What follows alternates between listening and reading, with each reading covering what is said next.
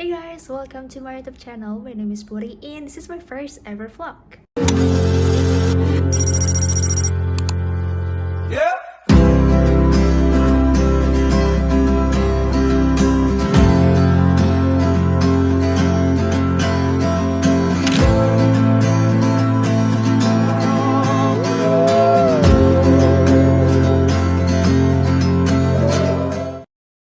2025 was a year when I spent more time reflecting on myself, and books became a huge part of that journey.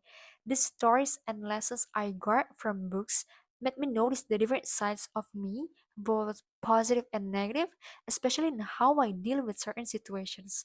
Some of these books even changed the way I see things.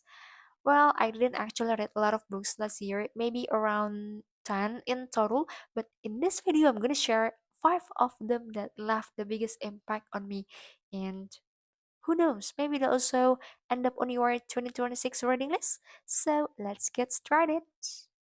Book number one is A Man's Search for Meaning by Viktor Frankl. At the beginning of 2025, I found myself questioning the purpose of my life. I felt lost, hopeless, and unsure about the direction I was heading.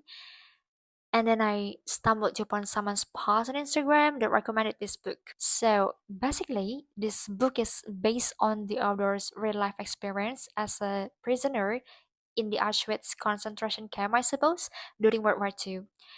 Viktor Frankl was a psychotherapist who developed a logotherapy. It's a psychological approach that helps people find meaning in life, even in suffering. In his book, he shows how meaning can still exist even in the darkest and most painful situations. Just imagine witnessing that every day, seeing innocent people being killed, and knowing you might be next. It must have felt like being trapped in a very long and dark tunnel with no light at the end. Yet he still held on to hope, and in the end, he survived. And this book taught me that even in situations we cannot control, we still have the freedom to choose how we respond. And the choice is where meaning begins. One quote from the book that still empowers me in my everyday life is: those who have a why to live can bear almost anyhow. Book number two is The Art of Thinking Clearly by Rolf Dobelli. In this book, you'll find many kind of cognitive biases explained through real-life examples that closely relate to our daily problems. I believe this book can help us make better decisions. One example that stood out to me is the idea of sunk cost fallacy. It's the tendency to continue something simply because we have invested our time, effort, and money in it. So, for example, imagine you are watching a movie at the cinema, and then halfway through, you realize that the movie is terrible. Do you stop watching or do you continue just because you have spent money on the ticket and time sitting there? Many people choose to continue, thinking that we have already paid for it, and that is sunk cost fallacy. The feeling of loss from what we have already invested creates the urge to keep going, even when the outcome is no longer worth it. This book helps us recognize that kind of mindset so we can make more rational decisions. Book number three is The Broken Wings by Khalil Gibran. I knew Khalil Gibran as a great poet. I studied his poems when I was in elementary school literature class, but this was actually my first time reading one of his books. So, The Broken Wings is a romantic fiction. It's a novel actually about a love that cannot be fulfilled because of social pressure, tradition, and fate.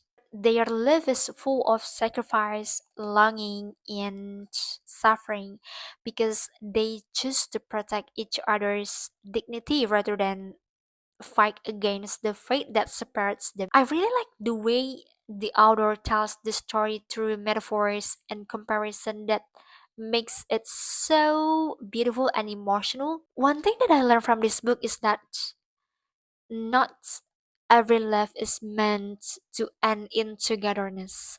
Maybe some love comes into our lives to teach us how to love deeply, let go gracefully, and understand ourselves better. Ah, that's so hard. Anyway, I read this book in Bahasa Indonesia, and even though it is a translation, but the poetic style didn't lose its beauty at all. I even cried many times while reading this book. Next book is Storytelling with Data by Cole Nussbaumer. Well, I'm someone who works with data on a daily basis, so this book feels very important to me.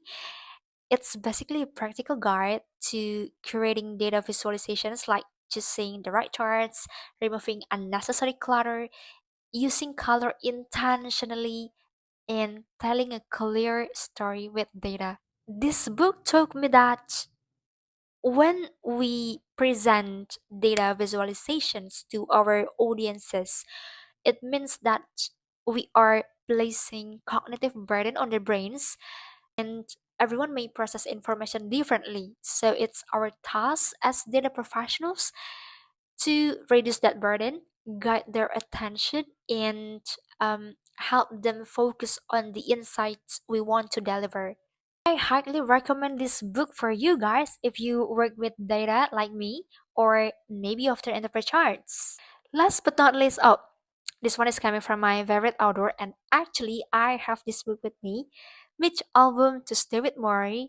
So, Morrie Schwartz was Mitch Album's former professor, and he was suffering from ALS. It's a disease which attacks motor neurons and gradually leading to muscle weakness. Mitch visited him every Tuesday. That's why the title is To Stay with Maury. And through their conversations, they talk about life's most important lessons like regrets, family, love, work, and the meaning of life per se. So this book is full of life advice. It also gave me new perspective about the tension of opposites. It's like a pull on a rubber band, and in this book, Mori says in page 40, Mori says, life is a series of pulls back and forth. You want to do one thing, but you are bound to do something else. And Mitch asks which side wins. Mori says, love wins. Love always wins. Alright, that's my reading list for 2025. There's no specific genre, there's fiction, self development, education, and a bit of everything else. Earlier this year, in 2026, I started reading Naked Statistics by Charles Whelan. This book helped me revisit statistical concepts that I learned during my undergraduate studies, but with a different approach because it explains statistics through real life examples. So, no heavy formula in it. It makes the subject accessible for readers even without statistics or mathematics background. Okay, I hope all the lists can be a reading recommendation for your 2026. It's still a fresh new year anyway. You can still make a plan, set your goals. May your 2026 be filled with growth and good energy. It's the end of the video. Thank you so much for watching. If you like my video, don't forget to click the like button. If you want to get more videos from me, subscribe to my channel. I wish you a happy new year, and I'll see you in the next video. Bye!